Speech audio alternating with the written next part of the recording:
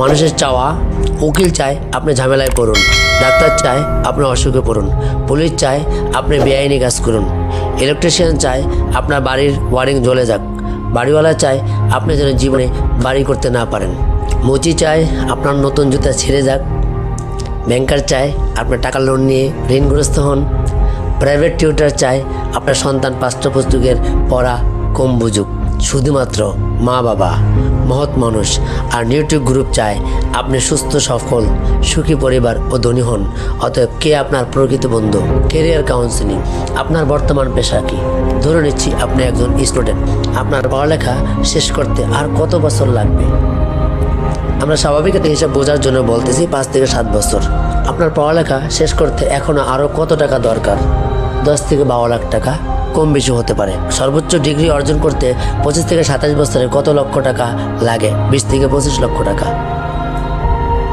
আপনার জন্য বাবা মায়ের যে মহান ত্যাগ, 25 থেকে 27 বছরে যে টাকা খরচ করেছে তা কি এ জীবনে ফেরত দিতে পারবেন? এ জীবনে কখনোই সম্ভব নয়। ছাত্রছাত্রীদের জন্য কেন এভিনিউটিক হতে পারে স্বপ্নের ক্যারিয়ার? একজন ছাত্রছাত্রীর লেখাপড়া শেষ করতে বাকি 5 থেকে 7 বছর যদি হয়, মাসে গড়ে 10,000 টাকা যদি খরচ হয়, বছরে 1,20,000 টাকা খরচ হবে। প্রতি বছর খরচ কমবে না বাড়বে? তাই আগামী 5-7 বছরে পড়ালেখা শেষ করতে গড়ে 8 থেকে 10 লাখ টাকা দরকার হবে কিনা? যদি প্রাইভেট বিশ্ববিদ্যালয়ে পড়ালেখা করেন তাহলে খরচ দ্বিগুণ হবে কিনা? এই 10 থেকে 12 লাখ টাকা কোথা থেকে আসবে? এটি অনেক বড় একটি প্রশ্ন। বাবা মার কাছ থেকে টাকা আনা, নিজে পার্ট টাইম কিছু করা, কোনটা করতে চান? সিদ্ধান্ত আপনাকেই নিতে হবে।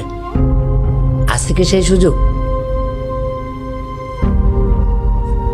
নেই সেই সুযোগ। তাই আজ বড় লোকের ছেলেমেয়েরা লাখ লাখ টাকা খরচ করে বিদেশে যাচ্ছে পার্ট টাইম কাজ করে লেখাপড়া করতে। সেই বিদেশের পার্ট টাইম কাজ করে লেখাপড়া করার সুযোগ আপনি পেতে পারেন এভিনিউটিকের মাধ্যমে আপনার ঘরে বসেই। আপনি কি সেই সুযোগ কাজে লাগাতে চান? চাকরির আবেদন করার যোগ্যতা নিম্নে দেওয়া হলো। এমএ পাস করতে 25 থেকে 27 বছর সময় লাগে, 20 থেকে 25 লক্ষ প্লাস টাকা লাগে, প্রায় 2500টি ক্লাস করতে হয়, প্রায় 500টি ক্লাস বই পড়তে হয়। পাস করে 5 থেকে 10 বছর ধৈর্য ধরেও চাকরি হয় না। আপনার বর্তমান সময় কিভাবে কাটান? একজন বেকার 5 বছর ধরে চাকরি খুঁজছে। চাকরি খোঁজার নামে বিভিন্ন কোচিং, ব্যাংক ড্রাফট সহ ইন্টারভিউ দিতে দিতে 4 থেকে 5 লাখ টাকা নতুন করে লোন করেছে চাকরির আশায়। যেখানে যায় সেখানেই 10 লাখ টাকা ঘুষ ছাড়া কথা বলারও সুযোগ নেই। ঘুষ দিয়েও চাকরির নিশ্চয়তা নেই। প্রতারণার শিকার লাখো মানুষ। মা বাবার দিকে লজ্জায় তাকাতে পারে না, সারাক্ষণই এমন সব কথা শুনতে হয় আর বাঁচতে ইচ্ছে করে না। তাই সকল আশা ছেড়ে দিয়ে সাময়িক কষ্ট ভুলে থাকতে টিভি, ফেসবুক, ইউটিউব, চ্যাটিং, ফোনে কথা বলে, বন্ধুদের সাথে আড্ডা দিয়ে বাবা মার বোঝা হয়ে অযথা সময় নষ্ট করছে আর মানসিকভাবে হতাশ হয়ে পড়ছে। পূর্বে ব্যবসার কোনো অভিজ্ঞতা ও পুঁজি না থাকার কারণে নতুন করে ব্যবসাও করতে পারছে না।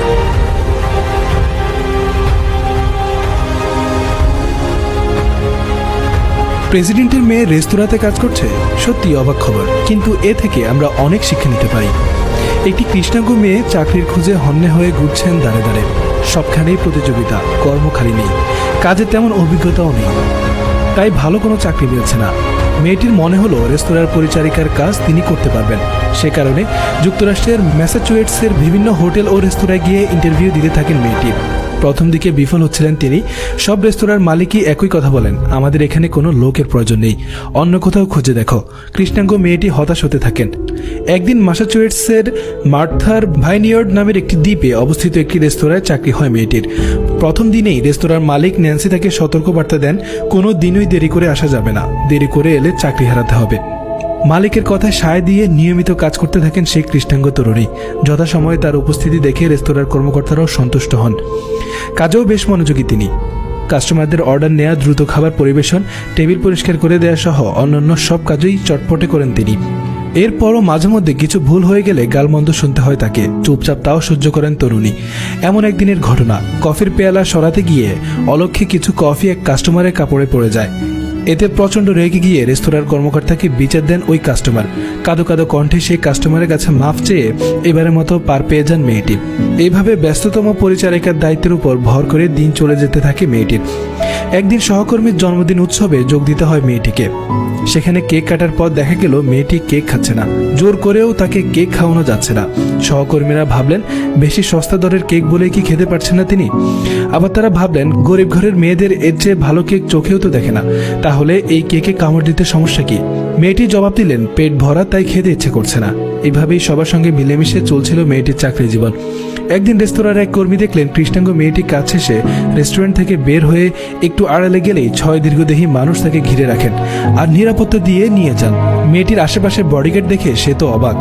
মেয়েটিকে বিলাসবহুল গাড়িতেও চড়তে দেখেন তিনি। পরদিনই ঘটনাটি নিয়ে বেশ গুঞ্জন শুরু হয়। রেস্তোরাঁর অন্যান্য সহকর্মীর কাছে এতদিন চেনা মেয়েটি রহস্যময় হয়ে ওঠে। সবাই আর চোখে দেখতে থাকেন তাকে। কথাটি চলে যায় রেস্তোরাঁর মালিকের কানে। এইভাবে বিষয়টি এক কান দু কান করে চলে যায় স্থানীয় সাংবাদিকের কাছে। কে এই মেয়ে, সেই রহস্য উদ্ঘাটনে নেমে পড়েন সাংবাদিকরা। অবশেষে তারা জানতে পারেন কৃষ্ণাঙ্গ মেয়েটির আসল পরিচয়। মেয়েটি আসলে আর কেউ নয়, যুক্তরাষ্ট্রের তৎকালীন প্রেসিডেন্ট বারাক ওবামার ছোট মেয়ে সাশা ওবামা। বিষয়টি প্রকাশ্যে এলে যুক্তরাষ্ট্রে ব্যাপক আলোড়ন তোলে। বিশ্ববাসী জেনে যায় মার্কিন প্রেসিডেন্ট বারাক ওবামার মেয়ে সাশা ওবামা নিজের পরিচয় লুকিয়ে একদিন একটি রেস্তোরাঁর পরিচারিকার কাজ করেছিলেন।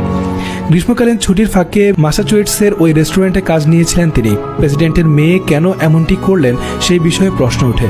এর জবাব দেন বারাক ওবামার স্ত্রী মিশেল ওবামা। গণমাধ্যমে তিনি বলেন, সন্তানরা একটি বয়সে আসার পর তাদের বিলাসিতা ছাড়তে বাধ্য করেছি আমি তাদের সাধারণ মানুষের সঙ্গে মিশতে পথে ছেড়ে দিয়েছি। তিনি আরও বলেন, জীবনটা শুধু হোয়াইট হাউস কেন্দ্রিক নয়, এখানে জানতে হবে কিভাবে চলছে যুক্তরাষ্ট্রের খেটে খাওয়া মানুষের জীবন। এটি না হলে নিজেকে সঠিক মানুষরূপে গড়ে তুলতে পারবে না তারা। আর সেই জন্যই ছুটির ফাঁকে এমনটি করতে নির্দেশ দিয়েছিলেন তিনি।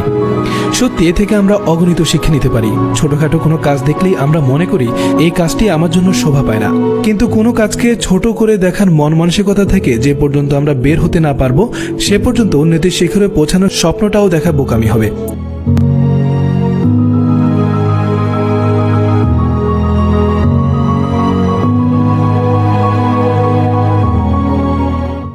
আমার বিশ্বাস আলোচনা শুনতে শুনতেই বাস্তবতা উপলব্ধি করে আমাদের সাথে কাজ করার জন্য সিদ্ধান্ত নিয়েছেন।